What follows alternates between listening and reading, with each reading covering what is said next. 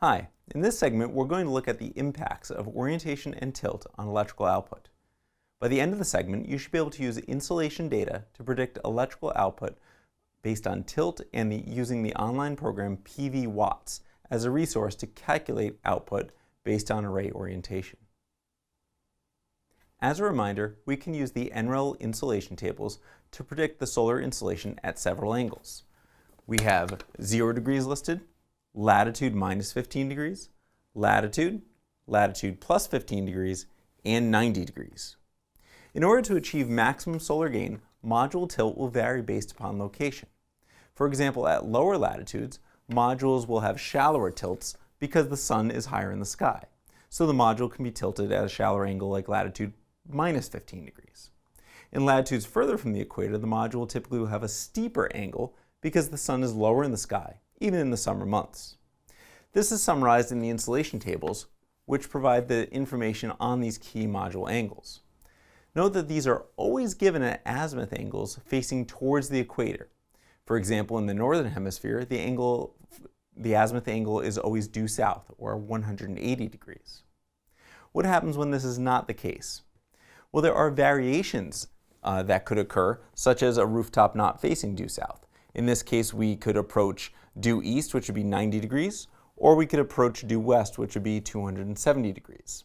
Calculating for tilt is relatively easy using formulas or the given tables.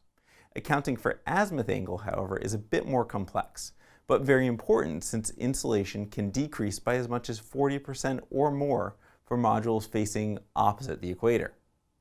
Trigonometric mathematical formulas and vector math can be used to calculate insolation, but it's rather complex and beyond the scope of this course. Instead, computer models are the preferred source to predict the insolation levels because they can be used for free and they're reliable. PV Watts is one application developed by the National Renewable Energy Lab, or NREL, and allows you to input a latitude or zip code and it will calculate the insolation available at that location. After that, you can select the azimuth angle as well as the module tilt, so both tilt and azimuth can be addressed in one calculation. We begin by going to PV Watts and entering a zip code or address. In this case, let's look at Syracuse, New York, where SUNY ESF is located. From that point, you can accept the weather station data that's provided. You can then go to the System Information tab and input a system size, as well as a few other parameters including the module type, system losses, and what we're after, tilt and azimuth. At this point, I'm going to use a fixed system size of 5 kilowatts. I will also select the standard module type and a fixed roof mount array type. We'll use the default system losses of 14.08%. Optimal tilt will change based upon latitude and may be limited by the roof space or ground mounted space that you have available. In our location in Syracuse, New York, the typical roof pitch is around 28 to 31 degrees, which also happens to match the insolation levels of latitude minus 15 degrees. By inputting a tilt of 28 degrees and azimuth of 180 degrees, we get a projected system output of 5,847 kilowatt hours per year. If we go back and change the tilt to 45 degrees, which would be a very steep roof pitch, we see the output decreases only slightly to 5,805 kilowatt hours per year.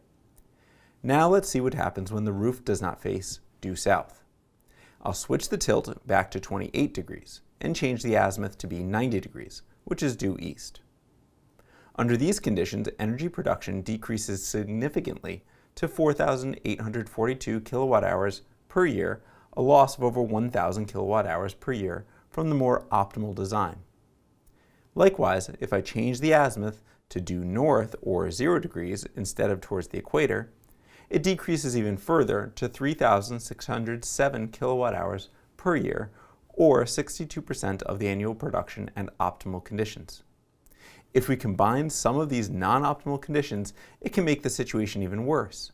For example, if I change the tilt again to 45 degrees with the azimuth still at 0 degrees or due north, the projected energy production is only 2,718 kilowatt hours per year, less than half the annual production of the same PV system setup at a more optimal position.